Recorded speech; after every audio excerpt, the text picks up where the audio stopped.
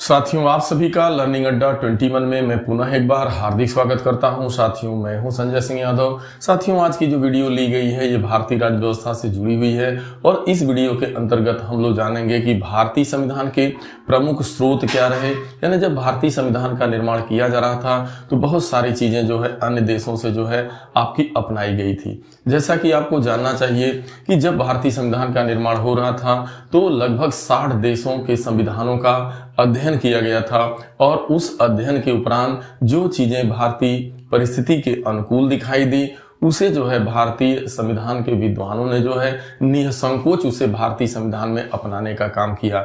लेकिन यदि देखा जाए भारत शासन अधिनियम 1935 का लगभग 250 जो अनुच्छेद थे, लगभग बहुत ज्यादा अगर भारतीय संविधान का स्रोत देखा जाए तो वो था आपका भारत शासन अधिनियम 1935, जहां से लगभग 250 अनुच्छेदों को ले लिया गया था। इसके अलावा जो है बहुत सारी चीजें अन्य देशों से ली गई थी जो वाकई भारतीय परिस्थितियों के अनुकूल थी, उसे निसंकोच रूप से अपना लिया गया। तो चलिए आइए देखते हैं इस वीडियो के अंतर्गत कि आखिरकार जो वो कौन से जो है आपके जो है चीजें थी जो भारतीय संविधान में किन किन देशों से ली गई। और यहाँ पे हम जो है डिस्कस तो करेंगे ही हम लोग, लेकिन महत्वपूर्ण जो है बातों के ऊपर भी बताया जाएगा कि ये जो है प्रतियोगी परीक्षाओं में ये क्वेश्चन बार बार आपसे दोहराए गए हैं। तो चलिए साथियों, ज्यादा देर न करते हुए देखते हैं हम लोग। अब हम लोग सबसे पहले देखते हैं कि ब्रिटिश संविधान से यानी जो देश हमारे भारत देश को यानी गुलाम बनाया हुआ था, यानी जिसके हम उपनिवेश कंट्री हुआ करते थे, तो ब्रिटेन से आखिरकार क्या लिया गया।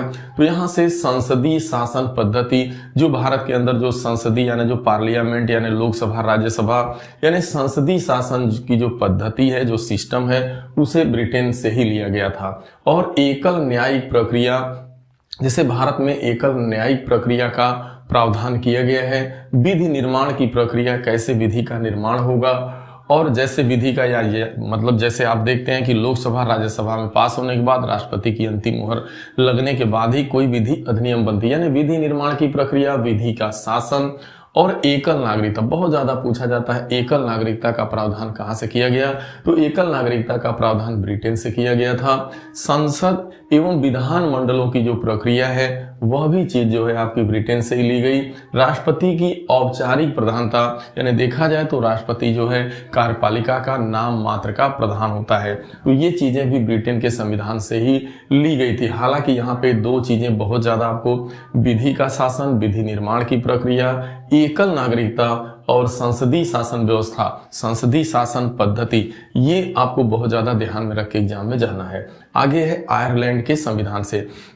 तो देखिए आयरलैंड से जो है भारत ने अपने भारतीय संविधान में क्या प्रावधान किया था।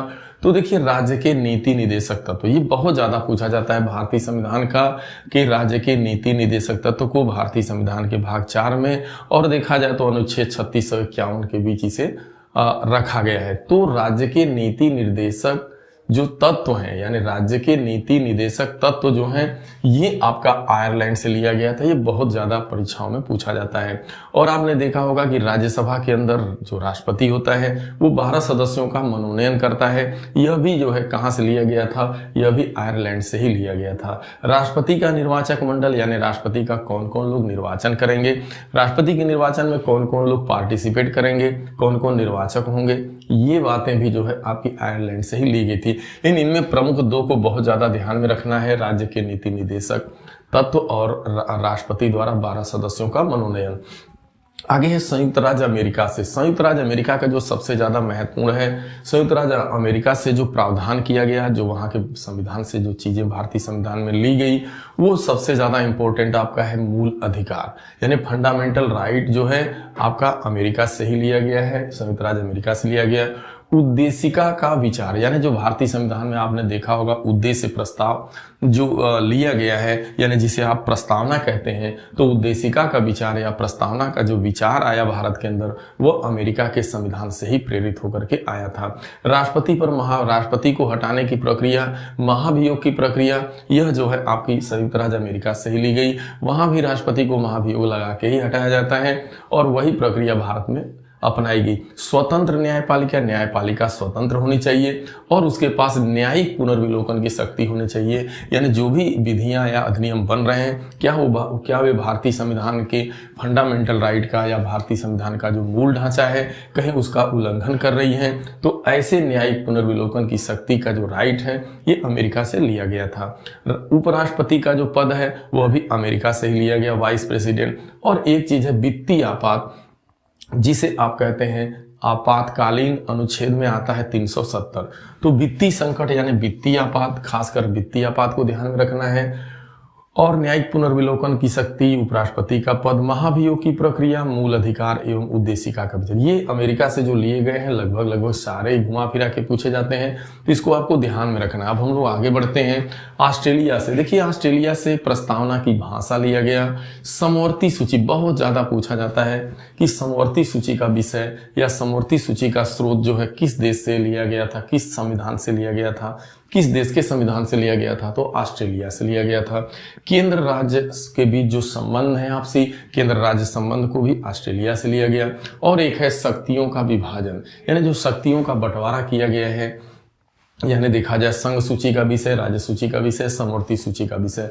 तो इस तरीके से शक्तियों के बंटवारे की बात हो चाहे समवर्ती सूची, ये बहुत ध्यान में रखना है। आता है समवर्ती सूची का विषय कहाँ से लिया गया, ये ऑस्ट्रेलिया से लिया गया। और शक्ति का बंटवारा। अब कनाडा से बात करते हैं। कनाडा से लिया गया संघीय शासन प्रणाली, यानी जो संघीय शासन प्रणाली भारत में अपनाई गई वो कनाडा के संविधान से ली गई थी। और अवशिष्ट शक्तियों का सिद्धांत, यानी जो अवशिष्ट शक्तियां हैं उनके सिद्धांत को भी जो है यानी कनाडा से ही लिया गया था। बहुत ज्यादा जो है पूछा जाता है संविधान संशोधन प्रक्रिया की शक्ति कहाँ से ली गई है, तो वो आपकी दक्षिण अफ्रीका से संविधान संशोधन की शक्ति को लिया गया यानी अपनाया गया। ये बहुत ज्यादा यह भी पूछा जाता है। और एक है आपका मूल कर्तव्यों की बात करते हैं। देखिए मूल कर्तव्य जो है सोवियत संघ रूस से लिए गए थे। और अगर मौलिक अधिकार की बात आएगी तो संयुक्त राज्य अमेरिका। अगर मूल कर्तव्य की बात करेगा कि भारतीय संविधान में मूल कर्तव्यों को कहाँ से अपनाया गया, किस देश से जो है इसके स्रोत इसको लिया गया, तो सोवियत संघ रूस के संविधान से इसे लिया गया था। अब बात करते हैं हम लोग आपातकालीन उपबंधों की। जैसा कि आप जानते हैं आपातकालीन उपबंध 3 प्रकार के होते हैं, अनुच्छेद 352, अनुच्छेद 356, अनुच्छेद 370 जो वित्तीय आपात है। हालांकि वित्तीय आपात तो अमेरिका से लिया गया, लेकिन इनमें जो आपातकालीन जो उपबंध का प्रावधान जो था वो चीजें यहाँ से ली गई, यानी जर्मनी से आपकी ली गई।